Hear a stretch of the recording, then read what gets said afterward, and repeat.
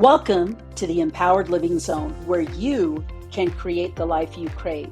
With me, Dr. A, as a psychologist for over 30 years, a transformational life coach, and an expert in self-empowerment, my life's work has been inspired by the beautifully powerful resilience of the human spirit. We will share stories and successes of people who have not only overcome personal adversity, but used their traumas and hardships as a springboard into greatness. Create positive transformational shifts on your way to achieving phenomenal success. Get ready to level up as you move beyond the challenging terrain of your life's journey into the empowered living zone. Ignited by spirit, fueled by purpose, and guided by vision, the Empowered Living Zone show starts now.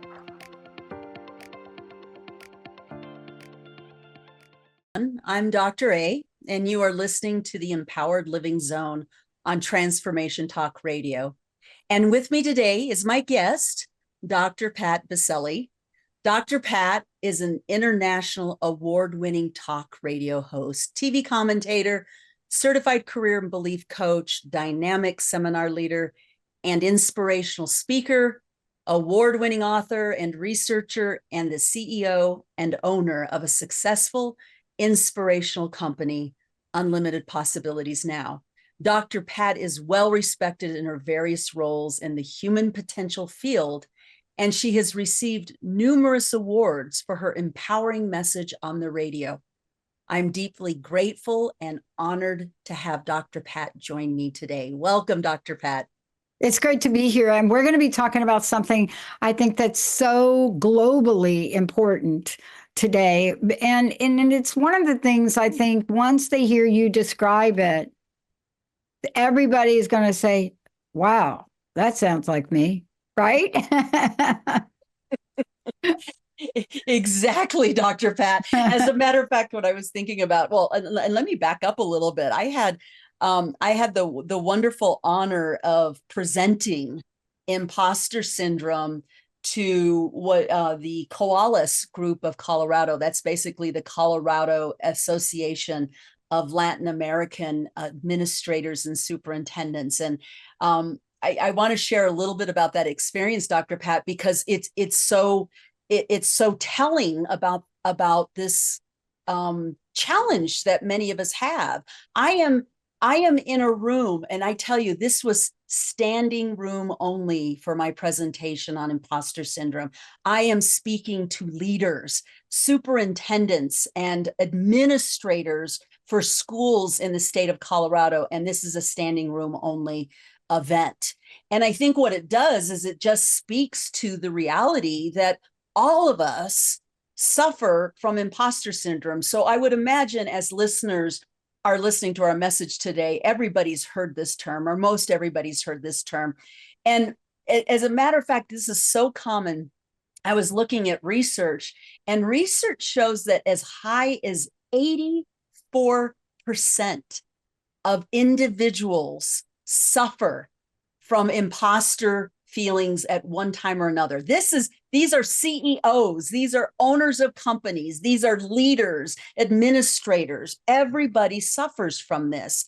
And I want to make it really clear because in some ways, as a matter of fact, right now as we're speaking, the current climate around this is there's actually talk about changing the name, because syndrome implies that there's something wrong with somebody. Like syndrome sounds so clinical. And quite frankly, imposter syndrome is not a clinical diagnosis. And it is not an indication that something's wrong with you. And so there's been kind of a push to change the label from imposter syndrome to imposter feelings because it is so prevalent. And so I just want to let the listeners know about that. So what are we talking about? What exactly does it mean? And like I said, I think all of us are familiar with this, and we've had moments where we felt this. And I want to distinguish it from a couple of other things. Imposter syndrome is not anxiety, because imposter syndrome is a specific experience around someone's perceptions of their own talents, qualifications, competence, where anxiety is much more of a general experience. It's also not an issue around self-esteem, because self-esteem and self-value is much more of a global experience of how we value ourselves, where imposter syndrome is very specific, again, to our belief about our abilities, about our competency, about our experience, our expertise. And so the number one component of imposter syndrome is believing that you are less qualified, less competent, less intelligent, less educated than what you think other people think about you. So that's one thing. The second thing that's really interesting is that a lot of times people who struggle from imposter syndrome, they're very quick to dismiss their achievements. They'll say things like, oh, it was luck, or, oh, it just worked out for me, or, you know what, anybody could do this. Yet at the same time, this is kind of like very interesting. They're very quick to blame themselves for any perceived, shortcomings. So I find that really fascinating. But that's not just those aren't the only elements of imposter syndrome. A very important piece of imposter syndrome is there is some anxiety or panic might be a better word, of being found out, of being discovered as a fraud or as an imposter, meaning, okay, I've been able to maintain this ruse of being smarter than I really am, or more qualified than I really am. And so when opportunities present themselves where the light might be shown on you, there's a little bit of a panic, like, oh my gosh, what if somebody discovers that I really am not as smart as they think I am, or that maybe I'm not as qualified as they think I am. So that's really at the core of imposter syndrome. Yeah. And one of the things I want to point to, and I'm not sure exactly where I am with changing the name, although I do understand it, it can be a really core part of a subconscious driver that puts you out of a game. Now, how does it show up? We're going to talk about that. I know I have my own little story, but there are many people that you know in the world, that actors, let's say, let's start with that, actors that you wouldn't believe it in a million years if you knew the roles that they turned down, right? Because they just didn't think they were good enough to play it. And if you heard the names of these people, you'd be like, what? What? Julia Roberts? What did she do? Scarlett Johansson? What did they turn down? Did they really think they weren't good enough? See, imposter syndrome doesn't have any boundary or border on who it affects. It doesn't. You're absolutely right. And it would be surprising, like you said, it's shocking to discover just who can struggle with this. It's anybody. And, I would love to hear, I'm going to share my story, Dr. Pat, around imposter syndrome, and I'd love to hear yours. Sure. Because I think it's very powerful. I shared this when I did the presentation for Koalas, and I started off with, when I was in high school, my graduating class was 683 students, and I was ranked 10th out of 683. I went to DU undergrad on a full ride scholarship. And then, even though I was dissuaded to apply to graduate school, because I was told DU never accepts its own into their graduate programs, I not only was only one of 5 out of 300 applicants that got into the program, but as an undergrad, I graduated Phi Beta Kappa, summa cum laude. I had a 3.9 GPA. I get into graduate school. I have straight A's in graduate school. I graduate with honors. And it wasn't until I was sitting in my pre-doctoral internship program, I was at a meeting at 29 years old. and there was this woman who ended up being my friend for over 30 years, was talking very matter-of-factly about her intelligence. And in that moment, I was like, wait a minute, I'm following this. I'm not having any trouble. I'm keeping up. Not only am I keeping up, I'm contributing to this conversation. And it didn't matter. My accomplishments did not matter. They did not register because I believed that I was less intelligent. I believed that I was less competent. And my accolades did not even hit the radar screen. But it was in that moment at 29 years old that for the first time I had acknowledged this possibility that I actually might have some intelligence. So that's my story, Dr. Yeah. Pat. I would love to hear yours. Well, I love to, of course, I'll talk about mine, but I often think about how this shows up for people. And if you read stories about people that make decisions about their lives, their careers, sometimes you have to read in between the lines, right, as to whether it was really imposter syndrome or something else, right? It's hard to imagine. But when you hear like prominent people, when you hear people that maybe are everyday household names for folks here in the United States, like Will Smith turned down the role of Neo in The Matrix. What? Why? Right? But in the end, if you understand the laws of the universe, Keanu Reeves just rocked that. But you see, how do we know imposter syndrome is working? How do we know it's working in us? And what I mean by that is, are we aware, or what can we learn today from the show that will give you hints? Okay, my story, I've got a bunch, but here's the one. This is the one I really had to go get help from. Graduated from Claremont. Research won a million gazillion awards. Not really. They won a couple awards, but the research got cited over and over again, because nobody had studied this. But it was very commonsensical to me. It was like, why hasn't anybody ever studied psychological contracts between two people? Well, because they study it between an organization and a person. I said, no, an organization is a nothing. We already know how that feels. We don't look at organizations as anything but mostly at the time corrupt, downsized people. So I studied that, and I somehow was able to figure out how to study it. So I finished, blah, blah, blah, get rid of school, graduate. I'm up on the stage, get my 3 years after my final postdoctorate paper, for 3 years, I can't remember how many times the same reoccurring dream. See, this is an indicator that you got a little bit of this going on. Second indicator is I couldn't take any jobs. I wasn't really I couldn't accept any consulting jobs. I had a million reasons why I didn't. But the dream tipped me off, because if I take that job, they're really going to find out about me. They're going to really find out that I didn't really graduate from that school. Every night, the same dream.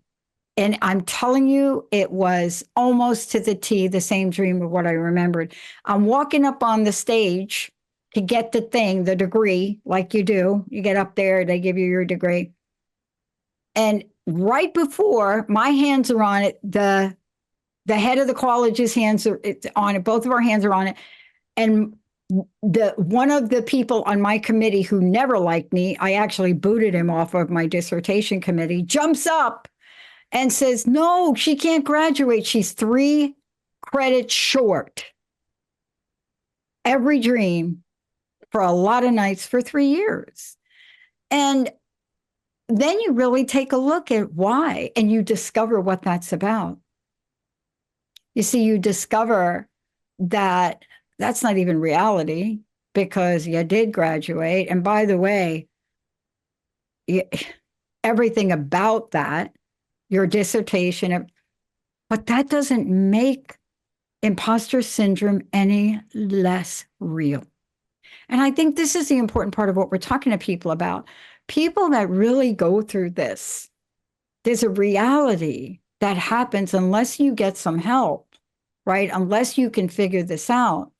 That if I didn't work through that, I wouldn't be here today. I am pretty sure I wouldn't be on air. I wouldn't own a network. I wouldn't be helping thousands of people launch their dream had I not really gotten an understanding of that, because the dream was just the tip of the iceberg, right? Mm-hmm. Well, and Dr. Pat, while you're not saying these words, you're speaking to something that's very important.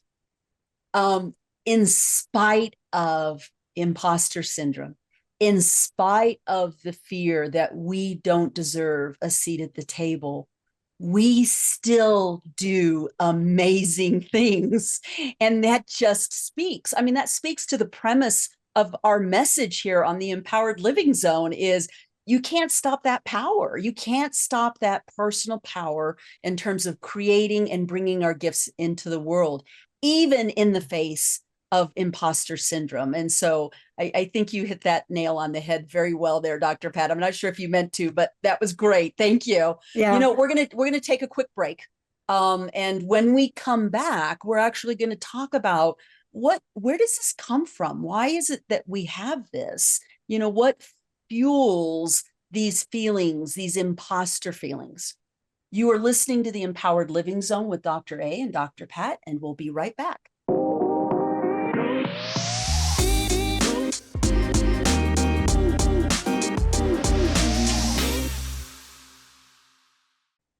We are back on the Empowered Living Zone with me, Dr. A, and Dr. Pat. And today we're talking about imposter syndrome, which is interesting. It seems like it's getting a lot of traction lately. I've seen it in lots of places all over the place. And it is a very prevalent thing. It's interesting as you and I are having this conversation, Dr. Pat, of course, I have a tendency to go to the why. Well, why is this here? Where does this come from? Why does it even happen to begin with? And what's really interesting, I find this really fascinating, is research overall has shown, and as a matter of fact, the reason that imposter syndrome was ever a thing and was actually studied in the late 70s was because of this phenomenon that they were seeing with women in particular.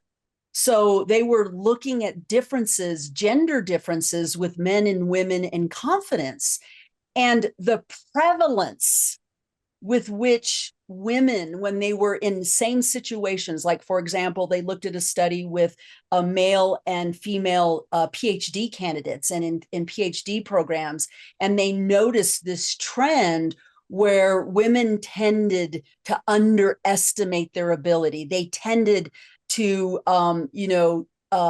contribute less and share less. And this is actually what stimulated the study of imposter syndrome to begin with. And so when we think about the why or where this comes from, it's really important to look at these kinds of elements. And we're going to get into it a little bit. I want to make sure that listeners hear that this is a universal challenge and experience. Yeah. And at the same time, there are particular groups that may experience it a little bit more or a lot more than other groups because of societal expectations, implicit bias, and those kinds of things. Well, I mean, before you talk about it, let's just be very clear for people that it shows up in different ways. For example, and you're always going to hear me do actor references because that's what I think people can relate to at a large level. But when Claire Danes turned down the role of Rose in Titanic, which went to Kate Winslet, when she turned that down, what she talked about later was she turned it down. She said because she didn't have it in her to take the part, and deal with the fame. Now, what is that really saying? I didn't interview her. I don't know her. But when you think about that, what are you really saying? Because you became an actor, and Claire Danes played a great actor. But that one role, a James Cameron movie, Rose, Titanic, And you hear this over and over again. And the reason I bring up actors because we think there are sections of people that have got this down. And we're all the same when it comes to this. It depends on what part of us it hits, right? Absolutely. Yeah, nobody's exempt, right? And it is shocking. It is surprising because you would think that actors, this is what they do for a living, is that they're in front of people and they're performing and they're perfecting their gift. And yet they even are struck with these kinds of feelings and they can come from, like you said, they can be really unpredictable and come out of nowhere. Yeah. What I find interesting about this too, Dr. Pat, is I think about, oh my goodness, our inner critic has a heyday with this. I mean, it's like they're cousins, they're colluding, you get a little that feeling of, oh my goodness, and let me tell you, I see this all the time. If I were to tell you, I work with a lot of women in leadership roles, and what I will tell you is this is in the top 3, by the way, in the top 3 challenges for my clients and working with women in leadership roles. And what I'm really struck by is how quickly they will say something like, they're coming up for a promotion and they will say, oh, well, I don't have this degree, or I don't have enough education, or I don't have enough experience. And the moment they say that, the inner critic kind of perks up and goes, oh, here's the door open for me, and goes right in there. And you were talking about, how do we know? I mean, one of the things that is really important is that we have self-awareness. We have to be aware that there is this dialogue going on in our head. And the dialogue could be between the imposter feelings and our inner critic. Our inner critic is going to amplify perceived inadequacies and downplay accomplishments. And so if we're not aware of this, before we know it, we've talked ourselves out of a lot of things, just like you were sharing with these actors who talk themselves out of these amazing roles. They talk themselves out of it because of these imposter feelings. And I wouldn't be surprised if the inner critic doesn't just jump right in to join the conversation. I think our inner critic does that every chance it gets. And the reason we're talking about it today, and congratulations on doing that talk. And that's how you know when something is so prominent in both the subconscious and the conscious part of let's just call it, who we are as individuals. It's showing up a lot for a lot of reasons. I want to ask you this question about it because I was really struck by something you said earlier, and I've been thinking about it now for about 20 minutes. And I just wonder why, right? I got the why. Now, forget all the actors and all those people. Just put them over there. Like, go over there with the actors for a minute because they have a million reasons why or why not they say yes. But how about us individuals? And I just did a show recently on social media. And I hate to put it in 2 words, social media, but I just don't know what else to call it.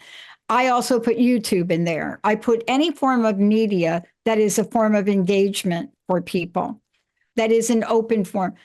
And I thought about this. I wonder if we're not just in this imposter syndrome, but we're now adding another layer to it, which I can't name at the moment, but another layer of it to what would happen to us if we really came out. And it's even in jobs. I mean, when you go on an interview for a job, they go through social media. If they find any picture of you whatsoever about anything, they're going to know it. But do you think that perhaps the more visibility we now have, whether we want it or not, do you think that plays a role in all this? Oh, absolutely. Absolutely. I think it plays a gigantic role in it, Dr. Pat. And here's what I think the mechanism is around that is, the bottom line with imposter syndrome is we're going to be found out, right? That's the bottom line, is somebody's going to figure out that we're not as good as that we're letting everybody believe that we are, or we're we've got this charade going on. When you think about social media, our audience has increased exponentially. We are no longer in the privacy of a conference room. We're no longer just one-on-one with somebody. Our visibility has increased exponentially. And I think because of that, our fear of humiliation, our fear of, like I said, being found out as a fraud, it's not going to stay in the room. It's going to be everywhere. And I think it's amplified our fears. And I think this is why this is part of our conversation, not only in our conversation today, yours and mine, Dr. Pat, but if just get on different kinds of outlets. You see imposter syndrome everywhere. And I think it's up because it's in the culture right now because of social media. These fears are amplified and they do become real. I mean, just look at even cancel. Look at, this whole phenomenon of cancel culture. You make a mistake and you're done. Yeah. And so I think those kinds of experiences where things are no longer private, they're very, very public in a very big way. Not only is that happening, but our biggest fears are actually being realized. People are canceled. People are humiliated on social media. And so I think it's amplifying this fear of being found out. Yeah. I mean, and you're so right about it. It shows up in multiple places. And I know we're going to talk about this, but I think you said it earlier. There may be something that will happen to us as an adult that's deeply grounded in a scenario when we were younger, right? Now, why would I have a reoccurring dream about something that was never going to happen? I graduated, I beyond fulfilled the requirements, wrote a dissertation that won awards, so that was never going to be the reality of that situation. So the question then comes, what was it from my life experiences that kept telling me you're an imposter? What was it? How can that one accomplishment cancel out years of conditioning that so many people get? We find it in sports. We find it in kids early on that play in sports, right? And they go through experience of it. You either make it or you're not. And if you don't make it, what do you do with that? You're a young kid and you're playing sports. I don't care what the sport is. It could be football, basketball, baseball, soccer. Did I leave anything out?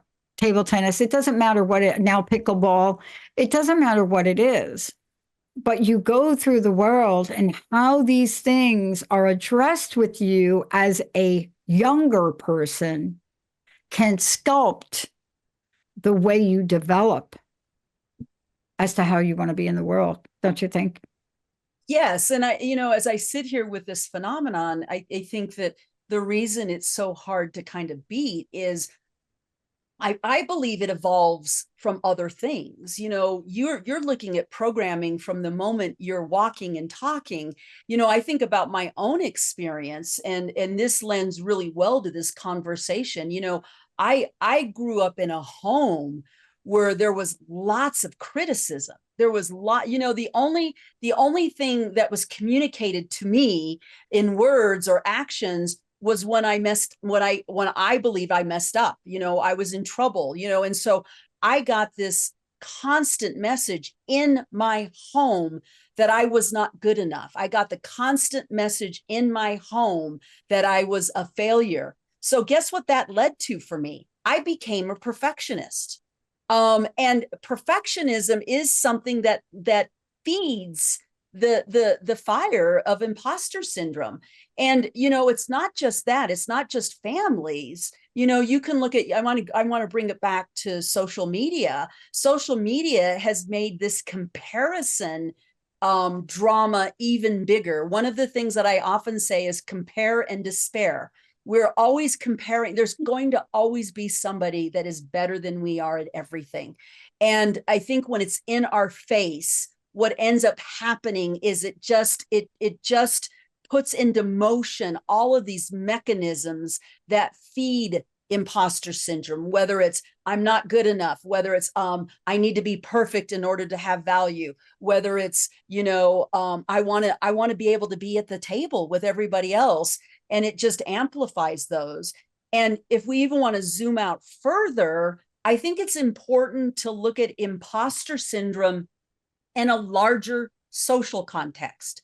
We want to look at our culture. We want to look at things like biases based on gender, based on skin color, based on socioeconomic status. When I was sharing my story, Dr. Pat, it's like, well, how did I get there? Well, let me tell you how I got there. I can remember being a little girl and being in first grade and second grade and third grade. I was always put in the back of the classroom. I was the only brown girl in a class of white kids.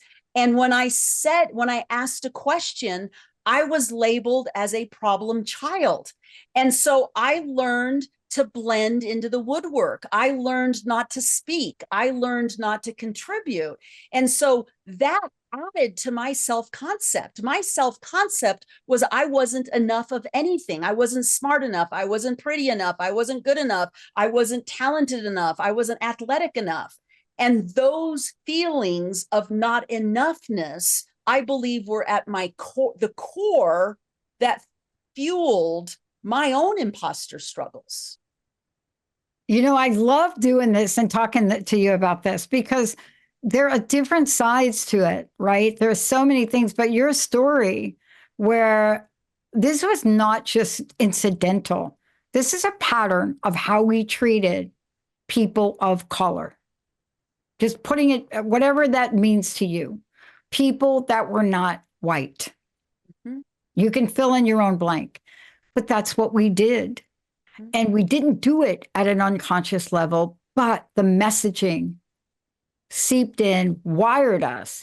And in order to move beyond that, back of the room, asking the questions, you have had to really either had incredible support outside of the classroom or a lot of therapy or both. But look at us, both of us talking about this. What's our field? Hello, it's psychology, right? Because there were so many things I didn't understand, not just about myself, but about the world and about people. I didn't understand the nature of why people couldn't keep promises. So I studied promise. Psychological contracts are promises. I studied those for 10 years, and I still can't tell you why we do it. But I do have an understanding of it. You see, are we on this journey now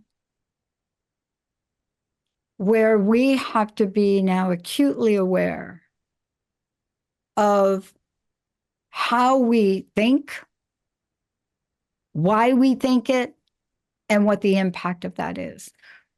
Because it's almost like we don't teach that in school that I know of.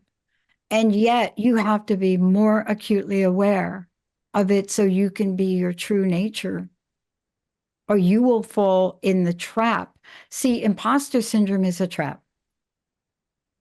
And I think we need to talk about it like that. It sounds like a really cool thing, but it's not. It's a prison, isn't it? Absolutely. I think about it as shackles. It shackles I do too. us. Again, I believe so strongly in the power of human spirit. Is even shackled, we still create and achieve amazing things. Imagine if we weren't shackled. The boundaries are limitless. But even with the shackles, we still do amazing things, and I love that. I love that about who we are as humans. Yet it doesn't take away from the reality of how these things can create such strong barriers for us. And some of these, basically what we do is we internalize what our experiences are. You're sharing your experience. I'm sharing my experience. Neither one of us knew what was going on when we were kids. Not at all. So we personalize that, I'm not enough. And then as we've gotten older, and you made a comment about how did we do this? Was it either a lot of support or a lot of therapy? I will tell you, for me, it was a lot of therapy in terms of having to learn, because I think one of the biggest challenges that I see with my clients, and I think this is where the rubber meets the road, is I will keep hammering this belief, and that is, everything starts with self-awareness, because when we don't have self-awareness, we believe these stories. We act as if these stories are true, and the rest is history. And so you have to have this self-awareness to be able to say, oh, I'm telling myself a story. And the story that I'm telling myself in this moment is that I'm not qualified. Here's the irony in all this, Dr. Pat. When I was invited to do this presentation for Koalas, my initial response was elation. I was excited. It was like, oh, I know what I'm going to say. And the closer the event came, Right. the louder the imposter feelings were. It's like, oh my God, I'm not qualified to do this. Who am I to do this? I had those conversations. And at the same time, I do practice what I preach. And I had a conversation with myself and I said, Charleanea, just take a step back. Let's look at this. Let's look at why you are the right person to have this conversation. And that was really helpful. And as a matter of fact, we're going to take a break right now. And what I'd like to do when we do come back is to talk about, well, what do we do when we have these feelings? How do we talk ourselves out of this? Because we both brought something up early in our conversation. The achievements don't matter. They're not going to talk us out of these feelings, because imposter feelings are not logical. They are emotional based. Yeah. I mean, I want to talk about this because years later, when Benny, my producer, my first show, Crust Busting, your show, found out that I was Dr. Pat, I never talked about my ed. I never talked about this, and started to call me Dr. Pat. The shock of hearing that on air. Don't say that, Benny. Don't call me that. Don't, and Benny is not going to listen. But why? Why does that still show up? And what have you and I done to realize that it's not even about playing small anymore, Dr. A? It's realizing that one of my coaches said to me, Pat, here's the deal. You have the ability to win the game of life, and you're playing not to lose. There's a very big difference. And imposter syndrome will do that. And it makes you think you're winning and you're not. Right. Absolutely. We're going to take a quick break. And when we come back, we will talk about what can you do with imposter feelings as they hijack you. You're listening to the Empowered Living Zone with Dr. A and Dr. Pat, and we'll be right back.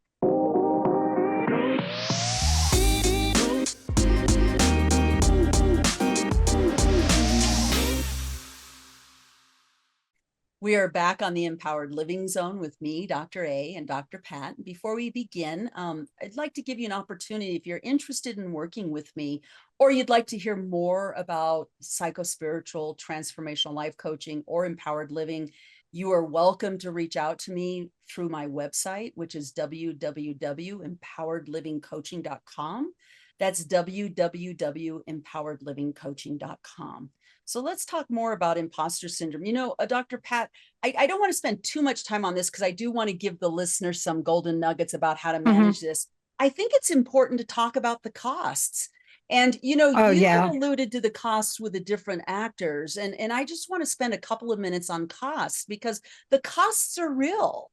Because typically what you'll find is if individuals give in to the voice of this imposter fear, a lot of times what you'll see things like holding back, playing small, not contributing, being wallflowers, blending into the woodwork, but there's other things that happen. There are things like burnout because you're overworking, you're over preparing because you don't believe in your own abilities, or you don't take risks. You don't go for promotions.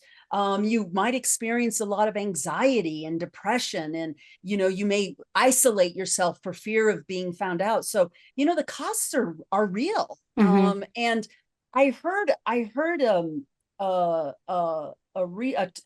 number, a statistic, and it was from an organizational psychology perspective, and they were trying to estimate the cost to an organization with regard to imposter syndrome. And they came up with, I think the number was like for $34,000 per employee who struggled with imposter syndrome.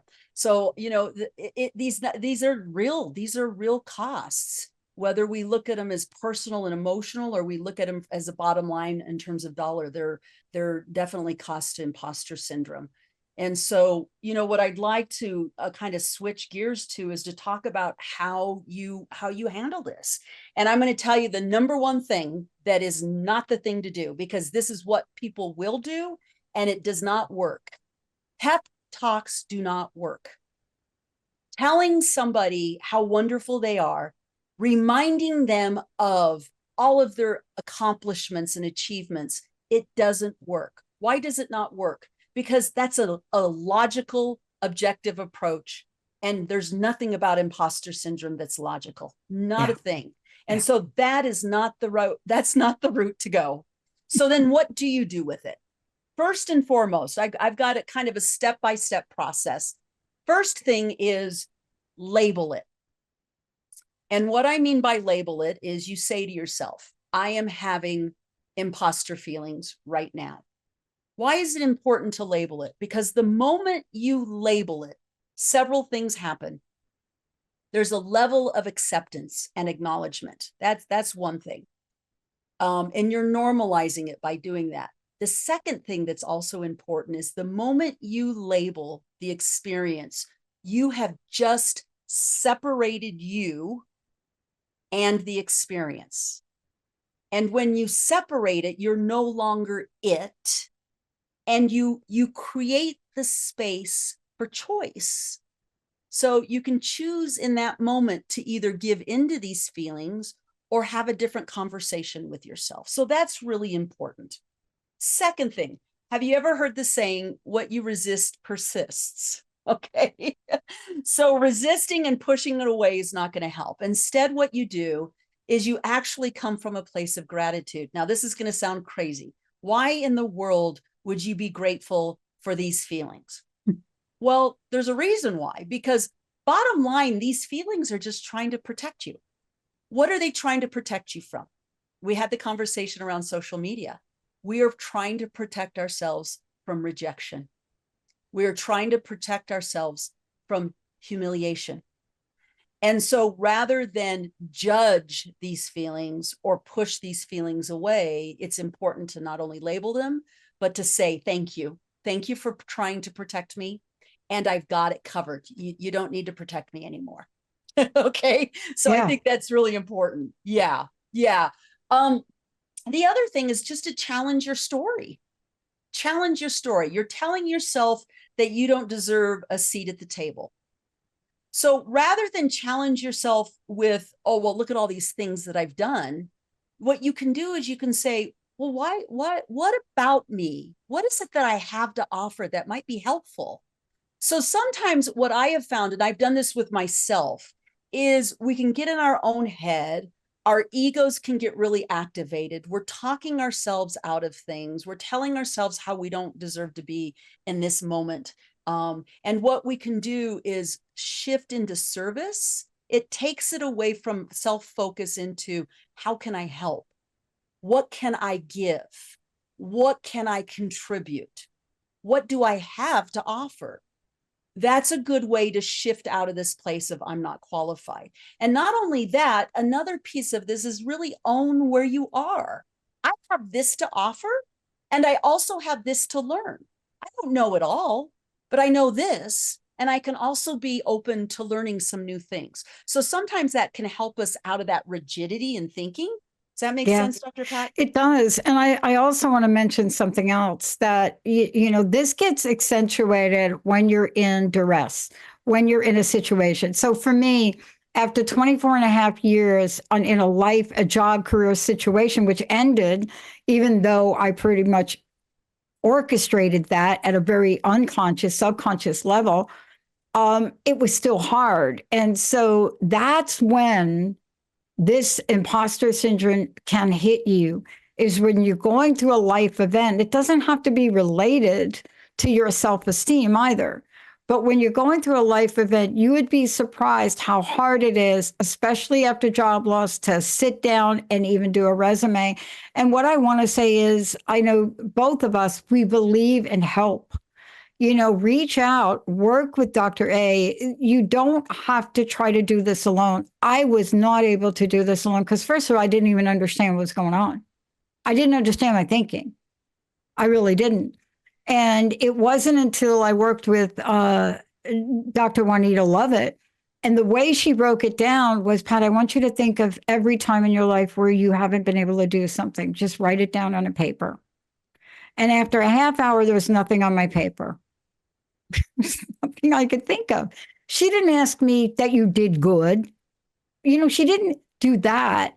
But what have you never been able to do that you want to do? Right? Just write anything down. Was there anything that you tried to do that you really want to do? And it was nothing. I couldn't put it down. And then I finally did come up with something, and that was stop stuttering. That was my big moment.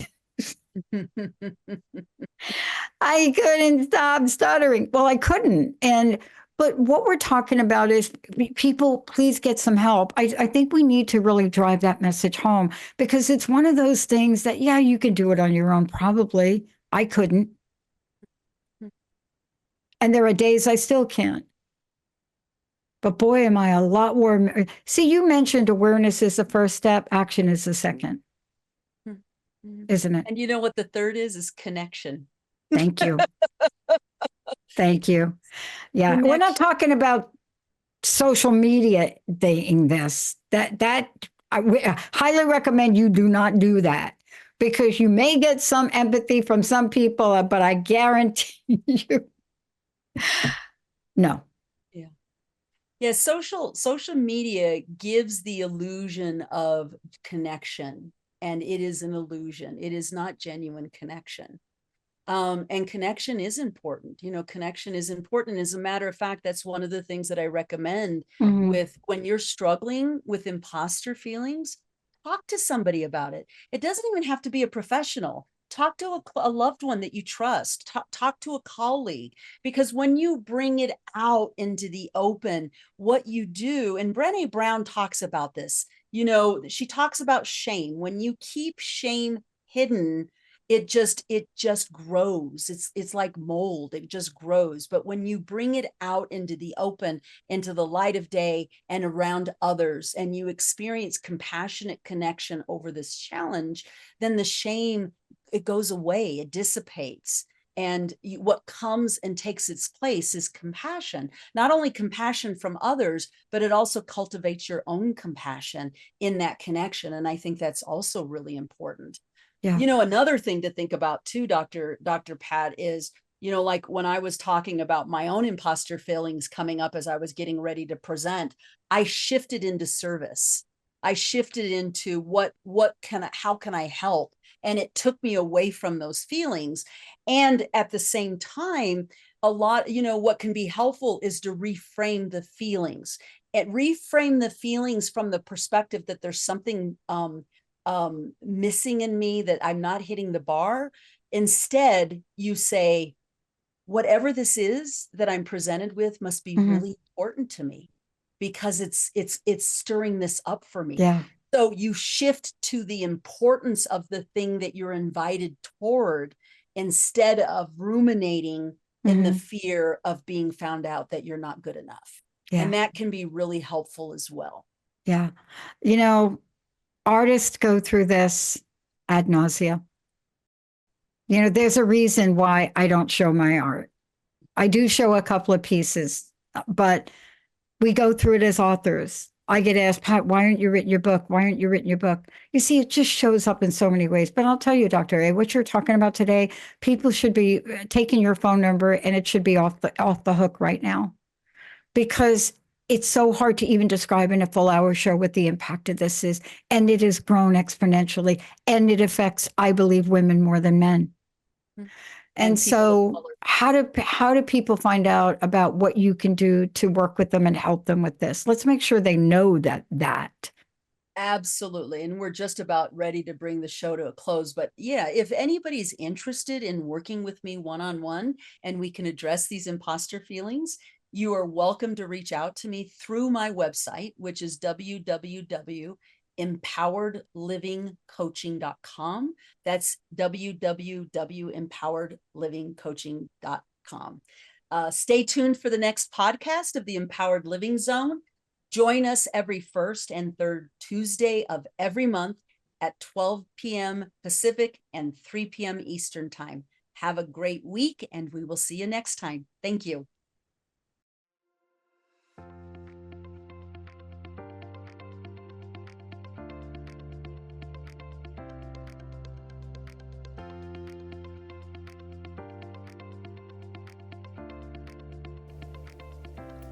Thank you for tuning in to the Empowered Living Zone show with me, Dr. A, to create the life you crave. Tune in on the first and third Tuesdays at noon Pacific Time on transformationtalkradio.com and get ready for another show. Say yes to creating positive and empowering change in your life and move beyond challenging terrain into the zone of success. Be ignited by spirit, fueled by purpose, and guided by vision in the Empowered Living Zone. For more information on how to do deep transformational work with me and to create the life you crave, visit empoweredlivingcoaching.com. That's empoweredlivingcoaching.com. See you next time.